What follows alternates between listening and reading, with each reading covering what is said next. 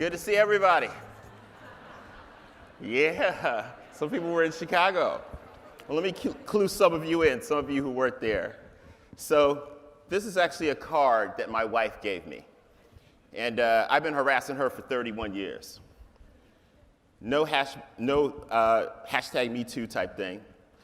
My wife doesn't need Twitter to get me straight. I just do something and she's like, you know, you might think, and then she says something. Before I know it, I'm on my back changing the oil in the car or fixing the fence in the backyard, something that I didn't know it, but I really wanted to do it. So in the morning, I usually, just like this morning, look in the mirror and try and get myself psyched up for what I'm about to do. And she knows that I do that, and so that's why she gave me this card. She's like, I don't know what you're seeing, but I know it's not really reality. And then she's like, who do you see? I said, this is who I see, Denzel Washington. That's who I see. I don't know who you see. And I don't mean fat, sloppy Denzel Washington. I mean Training Day Denzel Washington, the real man. So I just want you to know you're listening to a fully delusional leader. Okay, a leader who sees things not exactly how they are, but sees things how I hope they will be, which is about what this whole conference is about. So I want to welcome you. And I want to do a recap just to get us all on the same page for some things that we've been doing. Yesterday, we had a celebration and a conference for our small and medium business size winners, some of the best companies in the United States. These leaders run organizations that create jobs in our communities. They're the rock of our economy.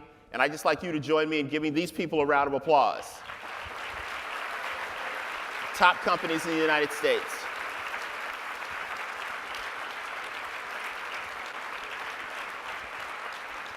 Thank you, and congratulations to these great business people. The other thing that we did last night was historic.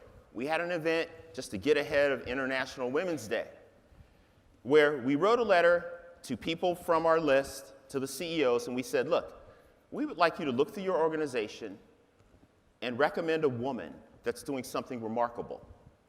But let's define what remarkable is. Delivering to the bottom line, meaning revenue and profit, as well as creating a great place to work for all.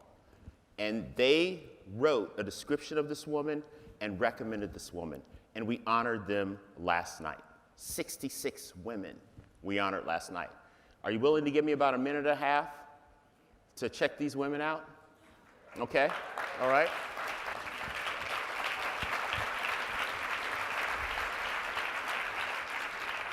Okay. It was remarkable. As Julian mentioned, this is our mission. This is why we're here, and we put the hammer down. That we think, as we measure the experience between men and women at work, it's a great place to start. We want it to be equal. Somebody asked me yesterday in a press interview, well, men and women are different. What do you mean by equal? I'm like, let's get back to algebra. Equal. Okay? Approximate is like two lines with a squiggly line on top. We mean equal. That's exactly what we mean. And the way that we're going to do it is what we call For All Leadership. It's in the book that all of you have, because For All Leadership leads to innovation by all. The true competitive advantage for companies going forward with this digital transformation is For All Leadership and innovation by all. And we mean all. We mean everybody, regardless of who they are, or what they do in your organization, including men like this who are working on a rooftop in Singapore at 126 degrees Fahrenheit. People like this who don't have any hair. People like the guy I skipped over who had gray hair. And people like this woman who has uniquely beautiful hair.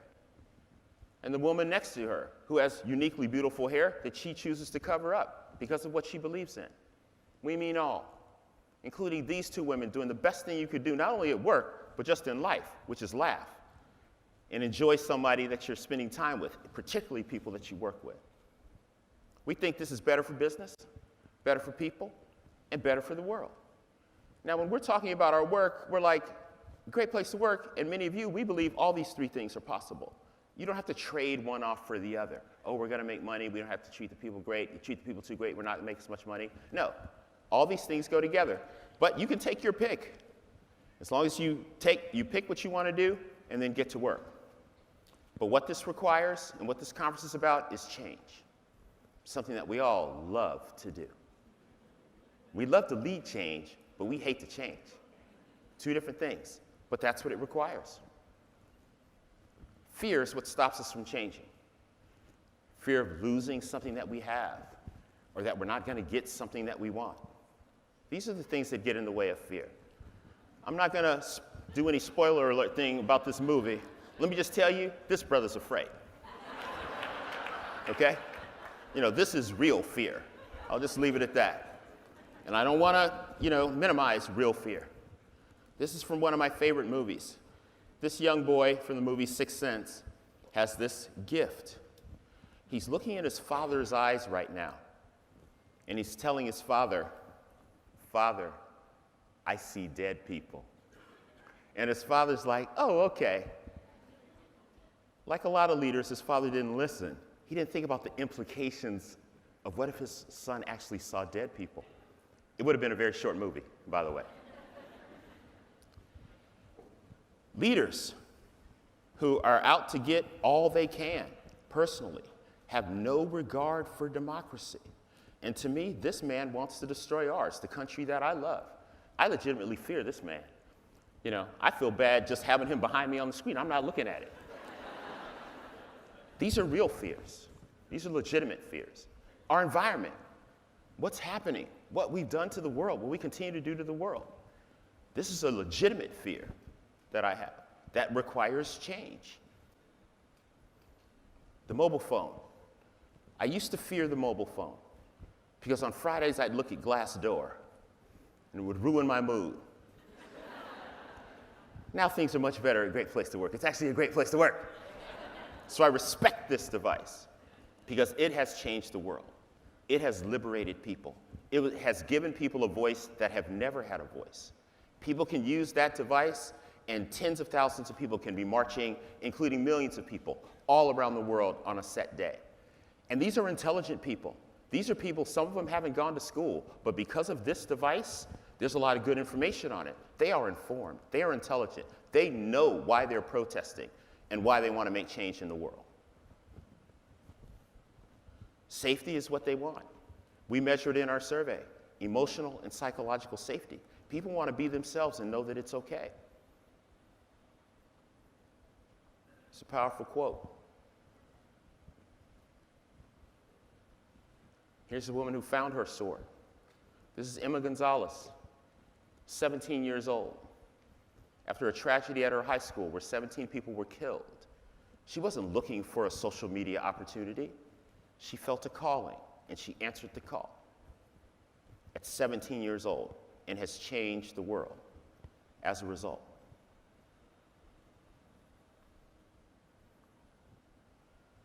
Becoming that fire. This is Claudette Colvin, 15 years old, in 1950. Claudette Colvin was the first woman who refused to give up her seat on the bus to a white person. It was 9 months later that Rosa Parks did the same. She was 15. There was no social media. She did it because there was a call. She wanted to change. These are two remarkable people.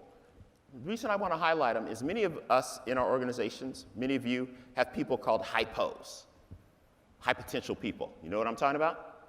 These are these people you identify that can become high potential leaders. And I've worked with many of you who have found out they had high potential, all right, high potential to wreck your business. It didn't all work out, right? Because there are other people that you don't see for some reason, like the Emma Gonzalez's and the Claudette Colvins, that are remarkable people. Somehow we miss them. You got to look for them. Look for these people because they're in your organization now.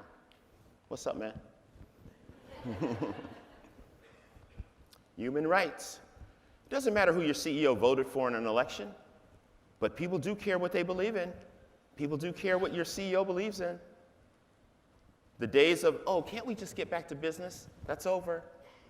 People care now. Fear at work, it has no place. Hashtag Me Too. Women fearing what they were experiencing at work. Real fear, not false fear. It happened.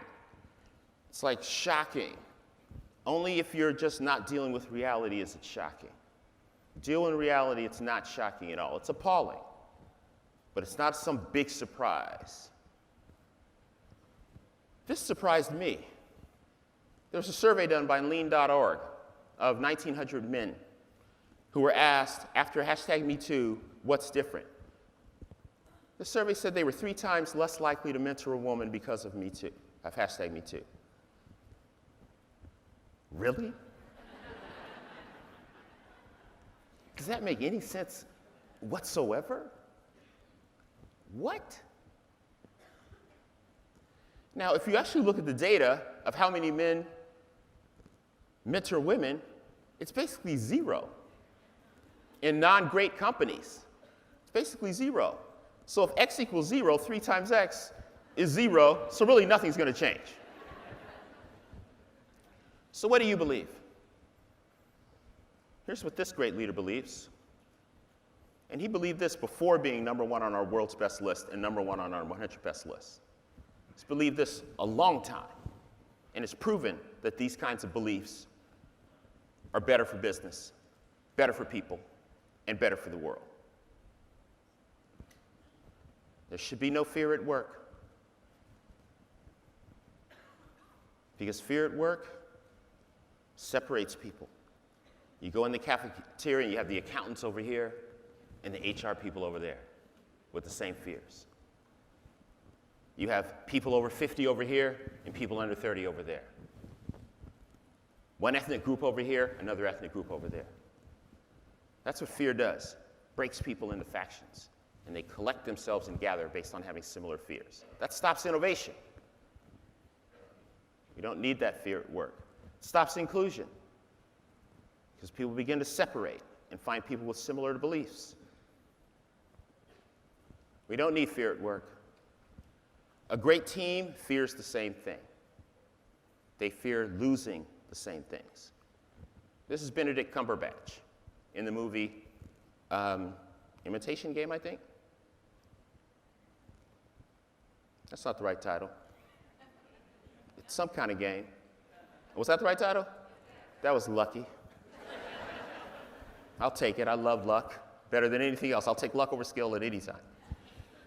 He is playing Alex Turing. This is the real person. 34 years old, was asked as a mathematician to save the world, basically, in World War II. He's known as the father of computing and the father of artificial intelligence. This team had the same mission and the same fears. They didn't want to lose the war. They were unified. This is what the movie used as the prop for what most people call the first computer. He was socially awkward. Really, really awkward. But socially awkward was okay. But to really have a breakthrough, he had to change his personality. He met a remarkable woman who helped him connect with people in a different way, and that's when the breakthrough happened. The estimate is, at 36 years old, he saved 21 million lives by shortening the war. That's some powerful impact. Who would have thought? Based on being gay, 4 years later, he would be dead by drinking poison because he was arrested because being gay was illegal in London. And he had to drink poison to change his physiology. And he was dead. What else could that man have done for society if he could have been himself, fully himself? If all of his human potential could have been unlocked instead of having to hide this part of himself. He was great hiding. How great could he have been if he could have been himself? Fear at work. This is a legitimate fear, artificial intelligence. I have no fear about Wall-E. You know, cool robot. This one looks kind of scary. It's only in a movie. Who would have thought these were the things that people should have legitimately feared? You know what I think about this photo? I mean, I've looked at it. There's not a person in it. And I've done some research. Even the cleaning of this plant is done by robots. It's just like 0 people. It's had a lot of impact on a lot of people. Artificial intelligence, if we talk about it in terms of lowering cost to get more profit, doesn't work for people. They're like, what's in it for me? That doesn't sound like a good thing at all.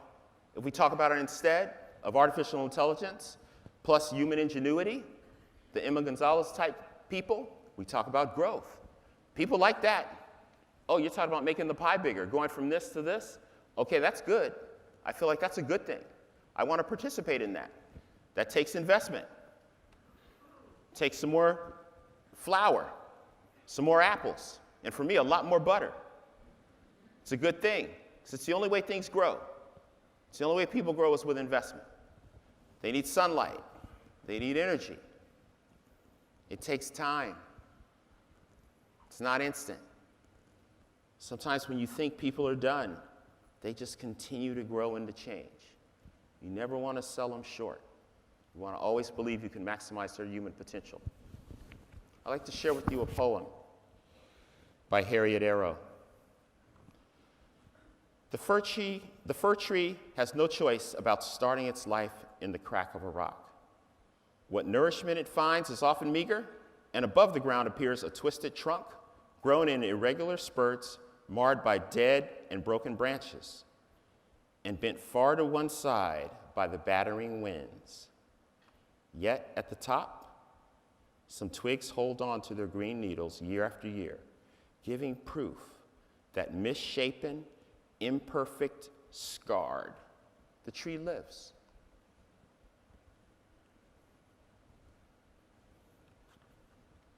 You may wonder why I have this in my presentation. I just like it. It really makes me feel good. Okay, back to the numbers.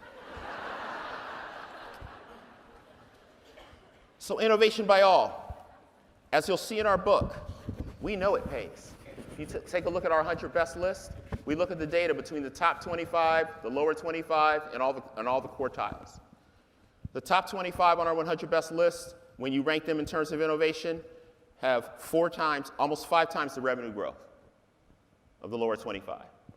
It's the same with executive effectiveness. We resort the list in terms of great place to work for all, it's the same. Actually, in your book, it was last year's data. This year's data was even more impressive. And you're looking at this year's data. But this work isn't for everyone. We all believe in it. That's why we're here. Some people fear what they can't see. Some people believe in the numbers, but they miss the hidden figures. People. These are 3 fine actresses who are playing the roles of women that were called computers. The first definition of a computer was a person who does calculations. It became a machine definition about 1953, 1954. Before that, it was a definition of people. And these women worked under pretty tough conditions and did calculations at NASA, all African American. And this woman was not their supervisor, but she was just their informal leader. And one day she saw this machine coming into the building. It was an IBM computer. And she was smart. She knew something was about to change.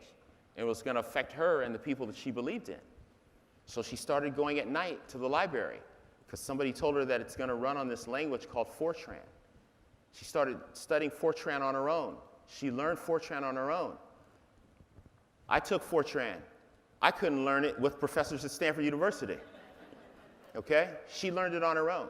Not only did she learn it on her own, she taught her team. She didn't, oh, these are people who are doing calculations, they can't learn computer programming. She believed they could do it. And they did it. This was the first IT department in the world. That's what it became, transformed the world. And when you listen to Dorothy Vaughan, who became their supervisor, though that was her last promotion, when you listen to her until she died in 2008, she said, "We did it because of the mission at NASA." She was so moved by the purpose of the organization. That's what drove her. And she did it by being a for-all leader. So sometimes people say, what's a for-all leader? To me, it's Dorothy Vaughan. That's who I want to be. Driven by the mission of my organization and believing in everybody in it that if I maximize their human potential, they're going to do great things, and the mission's going to happen. That's what it is. How do we do it? We got to change. Number one, we got to look at the facts. You got to look at the experience that your employees are having, not the one that you imagine that they're having. You got to use analytics. Yes, that's the business we're in. And as a leader, you got to look at the facts.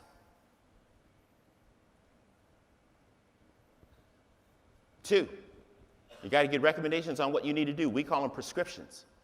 For every leader, there's 2 things they need to start doing and 1 thing they need to stop doing. It's the way it goes to affect the experience that the employees are having who work for them. 3, you need to work with an HR partner or coach because you can't do it alone. Requires change. When do you start? Like right now. Because the heat's on your organization just like every other organization. We have to raise the leadership bar. This saying, he or she is a great leader, but they're not very good with people. Have you ever heard that? You know, oh, they're great, but just don't put any people around them. Okay, keep that Excel spreadsheet, they're psyched up, but don't put any people around them. But the fact is, we do put people under them. We have a nice word for it in the book, the unintentional leader. It's about as positive as we could get. It's not a for-all leader. Genius? Absolutely. Outstanding individual performer? Maybe, but not a for-all leader. For-all leader is willing to change. A for-all leader wants to maximize the human potential of everyone. A for-all leader is willing to change as a person because the organization's purpose is so powerful to them. If it isn't, you need to change the organization's purpose or go to another organization. Because this is the only way people are willing to change. It has to be some higher reason, some higher calling. So me, I can look in the mirror and see whoever I want to see. But what matters are the people who work in our 58 countries with me at Great Place to Work. It's who they see. It's who they experience. That's what matters. So this is our mission. Better for business, better for people, better for the world. We're hoping by 2030, when these young people enter the workforce, they'll see people who look like them, feel like them, believe things they believe in, all throughout the organization, including on their board of directors. By 2030, the women on the right, when they're doing the same job as the young men on the left, they want to get the same pay. That needs to happen by 2020. These young people want to see people like them. The young man in the chair wants to see people like him doing great things at work. The father wants to feel comfortable talking about his son when he's at work. These young women want to enter a workforce where hashtag #MeToo means something very different. It means hashtag #MeToo. It's like everybody, we're all doing it. The young cute baby on the right won't be at work yet, but she was so cute I had to put her in the presentation. So this is me meditating a couple of days ago. I'm still the same person, seeing things how I want them to be, how I hope they will become. Not too much has changed. But one thing I know is I can't do anything alone. I'm just like all of you. And you come to this conference and gather so we can get psyched up to go out there and face people who don't necessarily believe what we believe. So all I want to know is, like Julian said, are you with us? Yes. Are you with us?